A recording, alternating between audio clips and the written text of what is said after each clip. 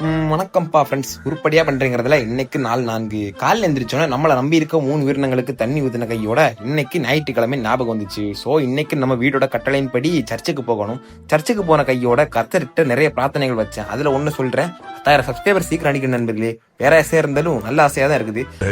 அதுக்கப்புறம் இந்த அம்மாவோட வீட்டுக்கு போயிருந்தா ஏதோ சாப்பிட்டுட்டு இருந்தாங்க. சரி நமக்கும் சாப்பிட டைம் ஆச்சுன்னு சொல்லிட்டு சாப்பிட்டு வந்து பார்த்து எங்க அண்ணன் வீட்டுக்கு போனா அங்கேயே சாப்பிட்டுட்டு இருந்தாங்க. தலையாட்டினாங்க. பல்லு இல்லாத வயசுல சாப்பிடறத பாருங்க. அங்கிருந்து அவங்க பாட்டி வீடு ஷிஃப்ட் பண்ணா அங்க இருக்க பொருள் எல்லாத்தையும் கடாசிட்டு இருந்தேன் நண்பர்களே.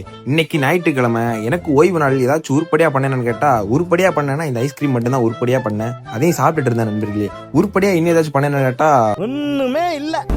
அப்படியே மதிய மீலுக்கு டைம் ஆன காரணமாக மதிய மீனையும் சாப்பிட்டேன். வீட்டுல இருந்து பேரண்ட்ஸ் எங்கேயும் வெளியே போறாங்களாம். காசு கேட்டதுக்கு 25 ரூபா தந்தாங்க நண்பர்களே. சரி வாங்கின கையோட எடிட்டிங்கும் வாய்ஸ் ஓவர் வேலையெல்லாம் முடிச்சுட்டு நம்ம கடின நண்பர்கள் கிட்ட இருந்து ஒரு சில ஆட்ட நுணுக்கங்களை கத்துக்கிட்டு இருந்தேன். அப்படியே நைட்டுக்கு போஸ்ட் ஒர்க் அவுட்டை சாப்பிட்டுட்டு டின்னர் சாப்பிட நண்பர்களே. வயிறு ஒரு மாதிரி இருந்த காரணமாக பிரஷ் பண்ணிட்டு இன்னைக்கு போன் யூசேஜ் எவ்வளோன்னு பார்த்தா நேற்று உடைய ரண கொடூரமா இருக்கு நண்பர்களே. காரணம் இதுல இருக்க அப்ளிகேஷன்ஸை யூஸ் பண்ணிருக்கிறேன். அதுக்கப்புறம் நைட் ஆன டைம் ஆனதில் தூங்கிட்டேன் நண்பர்களே.